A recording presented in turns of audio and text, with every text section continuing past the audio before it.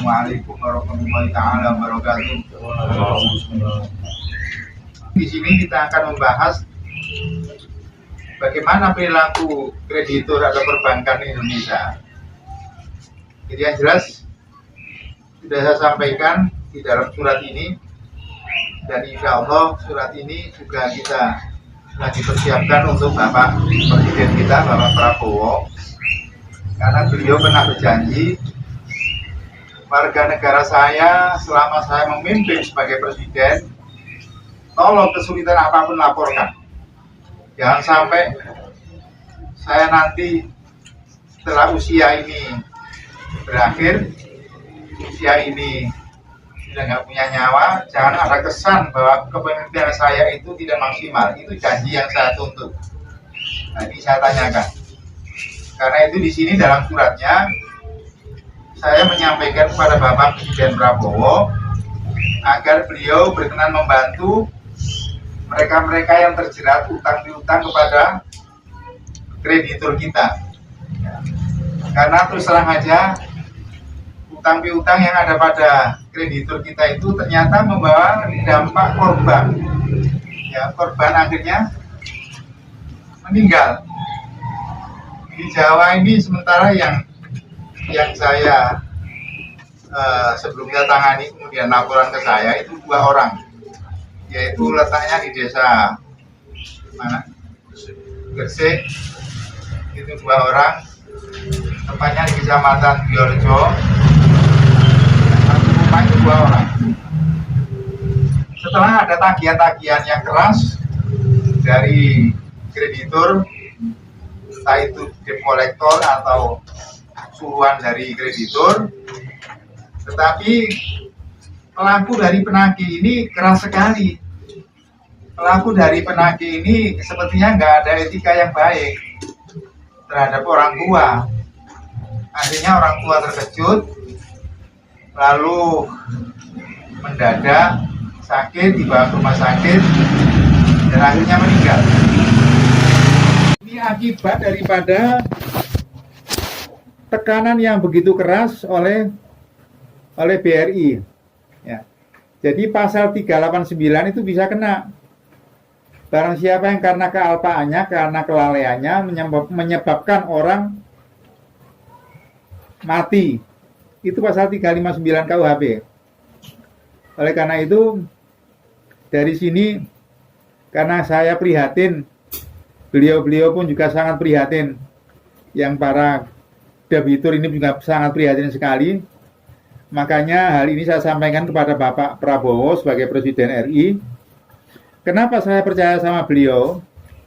Karena beliau ini pernah didaulat oleh Gus Dur pada saat jauh sebelum jadi presiden. Pak Prabowo ini pernah didaulat. Pak Prabowo ini orangnya jujur, orangnya baik, orangnya ikhlas. Ya. Saya tidak pernah mendengar bahwa selain Pak Prabowo ini dibilang orang yang ikhlas, orang yang jujur oleh Gus Dur. Saya tidak pernah mendengar itu, kecuali hanya Gus Dur kepada Pak Prabowo. Oleh karena itu, saya pribadi dan terutama kita punya jamaah yang banyak, insya Allah mendoakan agar supaya Pak Prabowo ini selain usianya panjang, amin, juga diberi kesehatan yang maksimal, juga beliau diberi amanah ini betul-betul dengan amanah yang sungguh-sungguh. Amanah ini betul-betul dijalankan dengan baik.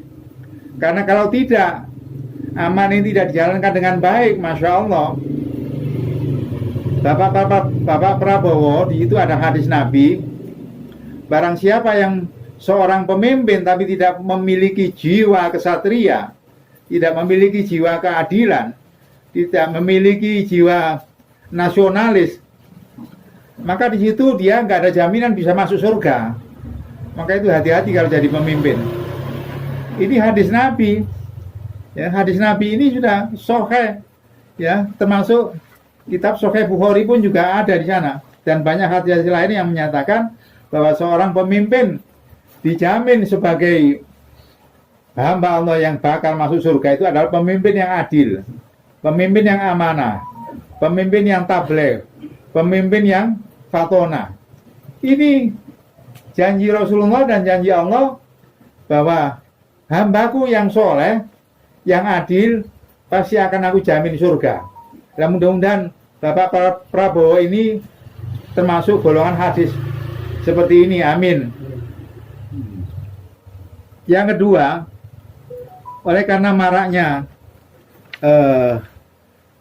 mafia kreditur, ya, maraknya kriminalisasi oleh debt collector dari para bankir Indonesia. Karena itu saya pada hari ini saya berkumpul sama beliau-beliau, walaupun sementara hari ini ada beberapa yang hadir, Bapak Sunardi, Ibu Yuliana, Ibu Yuliani, dan termasuk juga Bapak Haji Ali dan Ibu Fitri. Ini termasuk korban. Bapak Gihari termasuk korban dari BCA. Jadi dalam pasal 385 itu perampasan hak daripada orang lain tanpa seizin dengan pemilik. Itu namanya perampasan hak. Misalkan kuasa hukum sudah kirim surat kepada BCA, akan tapi surat itu nggak dibalas-balas. Dibalas pun itu nggak maksimal, nggak menyentuh daripada persoalan yang ada dalam surat, tapi isinya itu ngawur, ya, isinya itu ngawur. Oleh karena itu BCA wajib mentaati daripada aturan hukum ini, dan nggak boleh semena-mena dia merampas, menjual beli dengan harga semena-mena, dengan harga murah, tapi mengabaikan hak daripada korban termasuk debitur. Nggak boleh, itu pelanggaran hukum. Bisa dikenakan pidana itu, BCA itu. Tapi yang terjadi seperti sekarang ini, apakah itu kasus pelanggaran hukum sebagaimana pasal 385 perampasan hak, ya, KUHP, maupun pasal 389 mengenai akibat kelalaian daripada orang tersebut, maka mengakibatkan korban itu bisa meninggal dunia. Ini kena pasal 389 KUHP. Ya. Itu di Jawa Timur ada, di luar Jawa juga ada, seperti halnya Pak Dasril, daerah Bukit Tinggi, Provinsi Padang. Kemudian Pak Ismail, daerah Bukit Tinggi, Provinsi sama Padang, Sumatera Barat. Ini akibat daripada kekerasan oleh kreditur, kekerasan penagih. Dia itu nggak punya etika manakala saat menagih, tapi akhirnya korban berjatuhan. Termasuk Pak Dasril dan Pak Ismail ini sebagai korban, lalu akhirnya beliau-beliau ini meninggal dunia. Anehnya, laporan-laporan dengan terjadinya korban, peristiwa korban di mana-mana itu, manakala kalau surat sudah ditujukan kepada Kapolda, masing-masing Kapolda itu, baik Kapolda Padang, bahkan Kapolda Jawa Timur, itu jawabannya berdele-dele. Justru malah yang Polda Padang ini malah lucu, tidak juga menjawab, tidak juga memberikan solusi, mereka diam 1000 bahasa. Nah ini kan aneh. Ini terjadi pada kasusnya era Jokowi, ya. Di era Jokowi itu banyak kasus yang dilalaikan, banyak kasus yang diabaikan, dan justru surat yang terkirim kepada Presiden pada saat Jokowi RI 1 itu hampir selama 10 tahun nggak terbalas. Saya ada bukti banyak. Jadi karena itu saya usul kepada Bapak Prabowo, hendaknya Bapak segera mempunyai sikap yang adil dan bijaksana, segera bertindak untuk melacak daripada perbuatan-perbuatan yang sifatnya de tournement de pouvoir, menyalahgunakan kewenangan. Sekali lagi, perbuatan menyalahgunakan kewenangan ini oleh oknum polisi daerah Sumatera Barat, Padang, maupun polisi daerah Jawa Timur ini hendaknya segera ditindaklanjuti. Karena kita sudah banyak Pak surat kita yang nyampe kepada Polda, surat kita yang nyampe kepada kepolisian di mana-mana. Tapi respon oleh pemerintah pusat waktu itu nggak ada sama sekali. Sepertinya adanya pembiaran, jadi nggak digubris, pembiaran. Nah ini kan malapetaka. Bagaimana mungkin seorang pemimpin yang dibayar oleh rakyat kecil sampai dia itu kenyang, sampai bisa beli aset di mana-mana, tetapi mereka tidak berbuat banyak, tidak berbuat untuk rakyat. Oleh karena itu kembali lagi saya mohon dengan hormat kepada Bapak Presiden Republik Indonesia Bapak Prabowo Subianto, hendaknya untuk segera ditindaklanjuti surat kami, konten kami, pemberitaan kami yang hari ini kami memang sengaja mendatangkan kawan-kawan media. Dan bismillah, saya beberapa puluh tahun nangani persoalan debitur bermasalah dengan bank ini banyak keliling. Indonesia ini keliling dari mulai Tanjung Redep, Berau, Tarakan, Samarinda, Balikpapan sampai Sambas. Peristiwa kekerasan, peristiwa kekacauan, peristiwa konflik antara suku yang satu dengan suku yang lain. Saya pernah ke sana. Ya, biqodrotillah, saya nggak sombong, naudzubillah. Karena kekuasaan Allah, saya ditakdirkan bisa ke sana, alhamdulillah, saya bisa membantu. Biqodrotillah. Oleh karena itu mudah-mudahan ke depan Bapak Prabowo segera memiliki sikap yang tegas untuk bertindak kepada kreditur-kreditur yang nakal, yang nekan terus. Pada ini sementara masih 1, 2, 3 tahun, tapi ditekan-tekan terus. Ini Bapak Sunardi ini korban juga, ya. Walaupun dia ada etikat baik, ya memang semuanya itu karena biqudrotillah. Andai kan tidak ada peristiwa 2019, peristiwa COVID-19, ya, peristiwa COVID barangkali, ya karena takdirnya tidak seperti sekarang. Akibat daripada COVID-19 itu, mohon maaf, dalam situasi di Indonesia ini ada kekacauan soal ekonomi, ada kekacauan soal situasi, ada kekacauan soal perdagangan, ada kekacauan soal pertanian, ada kekacauan soal macam-macam, ya. Ini akibat daripada musibah COVID-19. Nah, dengan musibah itu seharusnya pemerintah yang diwakili oleh kreditur, pimpinan bank, seluruh perbankan di Indonesia seharusnya mengerti dan paham itu, karena situasi dan kondisi nggak boleh menekan-nekan terus, ya. Orang bisa jadi sakit, bisa jadi stres itu kalau ditekan-tekan terus. Awas dulu ya, ada hukumnya, ya. Mudah-mudahan, saya pribadi berdoa ke depan, waktu-waktu ke depan, selama kepemimpinan Bapak Prabowo ini, mudah-mudahan Allah Subhanahu wa Ta'ala melimpahkan rezeki, melimpahkan keberkahan, melimpahkan kehidupan yang harmonis, melimpahkan kebahagiaan, melimpahkan kesejahteraan, dan bisa berbuat adil untuk semua rakyat dan bangsa Indonesia. Ini aja. Jadi tanpa itu saya nggak ada kekuatan apa-apa. Itu hanya saya yang ya, permintaan saya. Ya, mungkin ada pertanyaan dari sini. Dari ada pertanyaan mungkin Pak Nardi, Mbak Yuliani, apa yang ditanyakan?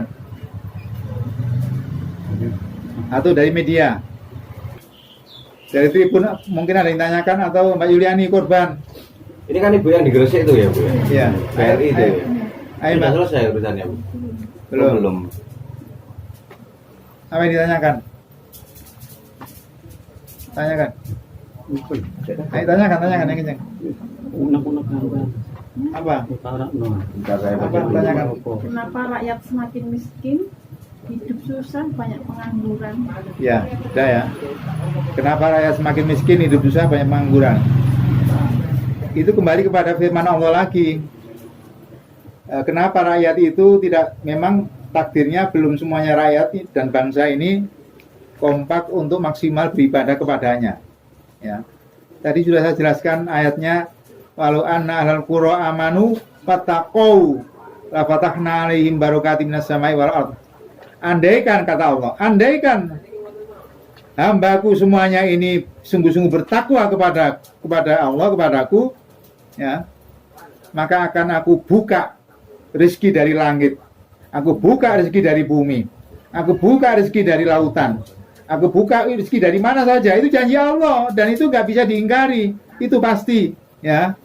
Ya, bisa satu sisi bisa begitu, sisi lain akibat daripada birokrasi yang destruktif, birokrasi yang tidak maksimal, seperti 10 tahun yang lalu itu, pembiaran daripada orang melakukan kejahatan korupsi, orang melakukan penyimpangan-penyimpangan di dalam birokrasi, orang melakukan pungutan-pungutan liar yang itu nggak boleh oleh aturan undang-undang, tetapi dibiarkan oleh birokrasi itu.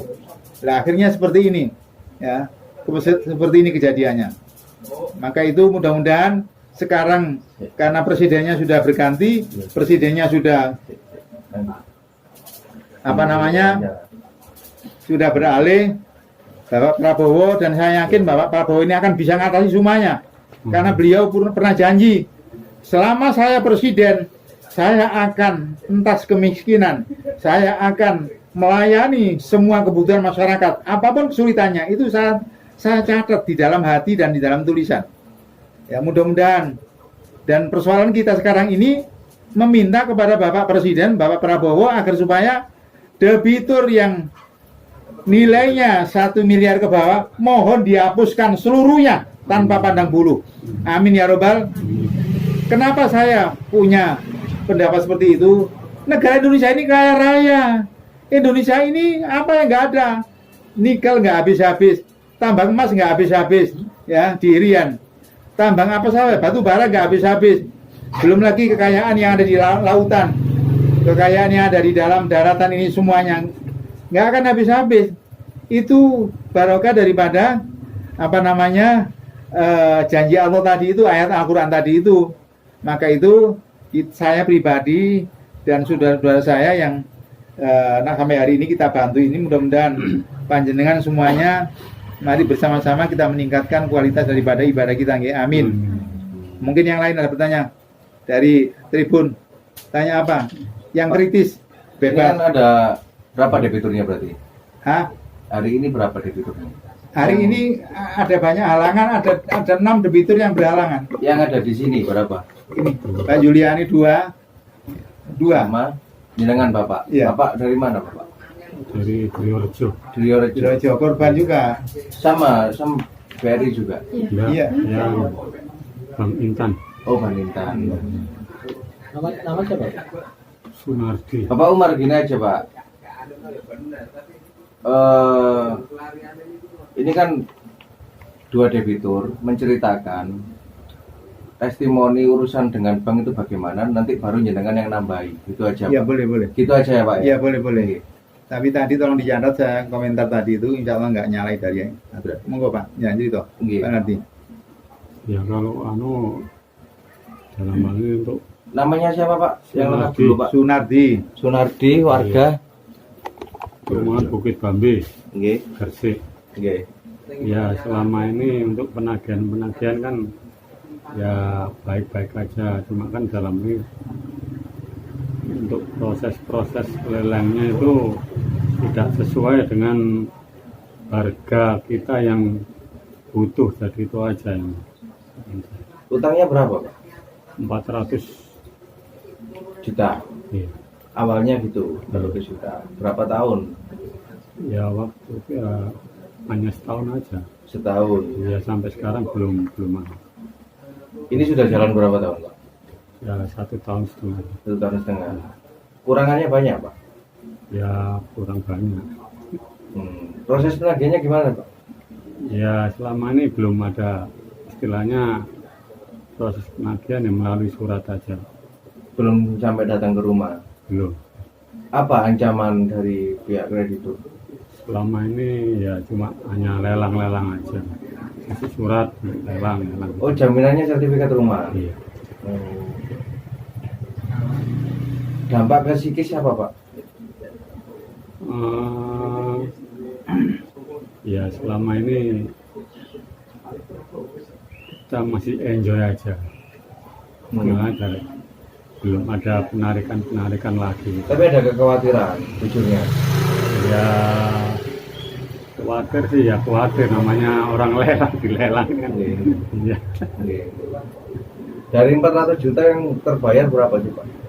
Ya belum sama sekali. Selama mencicil itu? Belum. Oh belum ada pencicilan. Dulu pinjam 400 juta apa? Akadnya apa? Maksudnya Itu take over aja sih ya dari Bank BRI waktu itu. Di take over terus kita di Bank BRI dapat waktu itu dapat 300 di take over itu. untuk modal usaha Iya, atau modal usaha. Oh. Sikap cover itu bagaimana Mas? Jadi dari BRI kan sudah clear, maksudnya masih istilahnya kita masih nyicil 6 kali terus ada pinjaman di take over gitu loh. Ganti bank. Ya, ganti Untuk bank mana, Pak? Bank Intan. Oh dulu pinjam BRI 300 juta, terus di take over ke Bank Intan Jadinya 400 juta itu. Lebih kecil lah Pak, Iya. angsurannya ke Bank Intan take over. Waktu itu memang ya karena usaha macet akhirnya golek posisi yang Oh. usaha apa Pak? Usaha apa? waktu itu ternak bebek. Oh ternak bebek.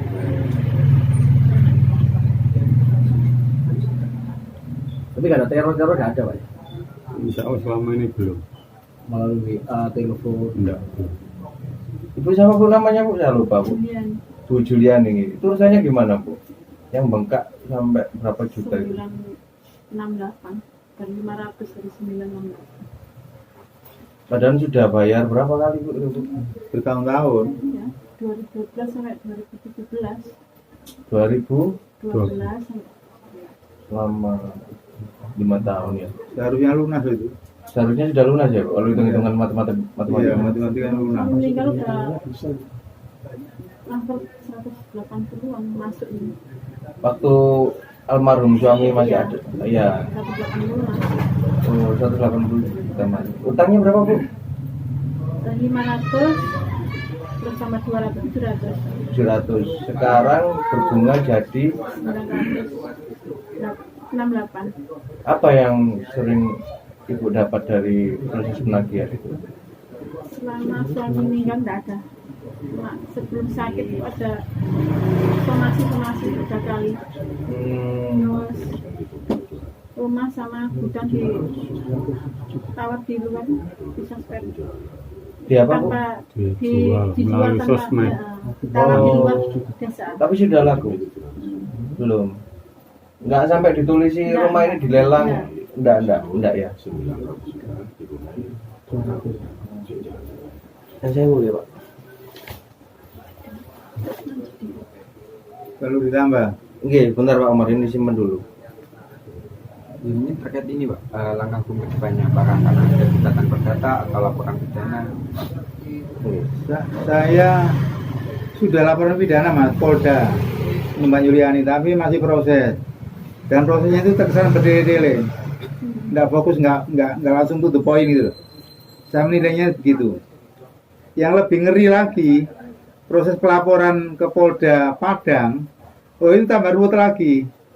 Kita nggak direspon, nggak diajak ngomong, nggak diajak ditanyai. Mereka ngomongnya itu selindro kayak apa. Dan di sana banyak korban Mas, di Sumatera itu. Itu laporan kemana? Ke Polda? Polda. Karena memang mereka kan wilayahnya Polda Sumatera Barat. Di Polda Jatim sudah berapa tahun, Pak? Hah? Udah berapa tahun laporannya ke Polda Jatim? Jatim baru tahun ini. Pasal berapa Pak? Hah? Apalagi? Iya. Ini disingkap ya. Iya. Pasal 389. Berarti bulan apa Pak sekitar laporan? Ya 3-4 bulan yang lalu Mbak Yulia. Januari. Iya. Atau Ya 3 bulan yang lalu. Iya ya. Berdele-dele. Dan terus terang aja saya itu heran. Janggal, heran, dan sepertinya masa ini korban sudah terjadi, sudah ada 2 orang ini mas, setelah orang tuanya akibat daripada pressure debt collector dari BRI. Pertama orang tuanya sakit, jatuh sakit, ya, jatuh sakit. Kemudian nggak lama meninggal. Yang kedua menyusul suaminya ini seperti yang dalam surat itu, Iya. Sukamto itu karena tekanan berat saat itu dia dipaksa untuk Lunasi. mencarikan uang 100 juta. Orang dalam kondisi sakit dipaksa untuk mencarikan 100 juta. Tujuannya nggak jelas.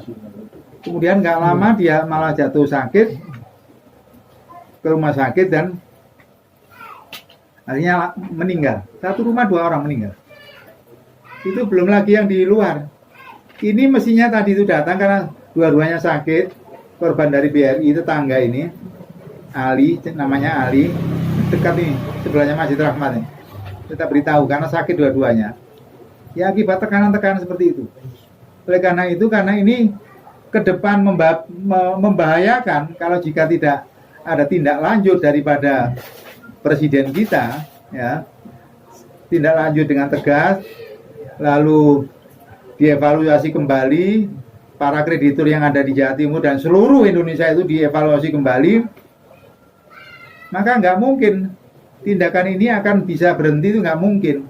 Karena sepertinya pun juga berlaku terus ini teror-teror dalam bentuk tagihan-tagihan yang keras, tagihan-tagihan yang apa namanya, yang kasar ini masih jalan terus. Dan ini dikhawatirkan jika masyarakat ini semakin tambah banyak korban. Tuntutan Pak Umar apa Pak yang diharapkan? Hah? Tuntutan Pak Umar Bebaskan dari apa namanya sisa utang piutang. Tuntutan. Kalau yang meninggal dunia 2 orang ini, saya menuntut agar supaya BRI bisa mengganti rugi antara 15-20 miliar. Terus menurut Pak Umar gimana aturan perdata yang ideal di Indonesia ini, gimana yang ideal? Soal aturan perdata ideal itu tergantung dari masing-masing pihak, Mas. Masing-masing apa namanya status daripada korban. Soal ideal itu kadang-kadang orang yang termasuk apa namanya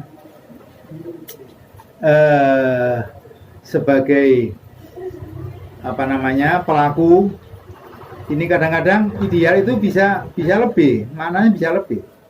Seperti Anda somasi artisnya cantik lagi. Siapa jenenge Mas, apa jenenge? Saya Pak. Roni, apalagi Roni wong ganteng. Somasi ke artis, ya digandeng karo artis. Ya Semarang Mas gak repot Mas. Tak siapna duit 30 miliar Mas, itu bisa jadi. Nah, itu tergantung, ideal itu tergantung pihak-pihak. Tidak bisa distandarkan dengan satu apa namanya, Nah, yang maksudnya tidak memberatkan debitur itu bagaimana Pak? Lah iya, ini kan terus terang aja korbannya sudah 2. Beban materi psikologis kan tentunya sudah nampak sekali. Dan ini terus menanggung uang apa namanya tagihan 900 juta itu keberatan. Iya. Sangat keberatan sekali. Mati sudah, meninggal dunia sudah, satu keluarga sudah 2 orang, bapak kandungnya, suaminya. Gimana Anda itu? Keberatan gitu loh. Apa ini nggak, karena yatim ini, anaknya di sini, anak yatim. Jadi oleh karena itu ya mudah-mudahan pihak-pihak ini ada satu toleransi yang bisa menyelesaikan masalah inilah dengan secepatnya.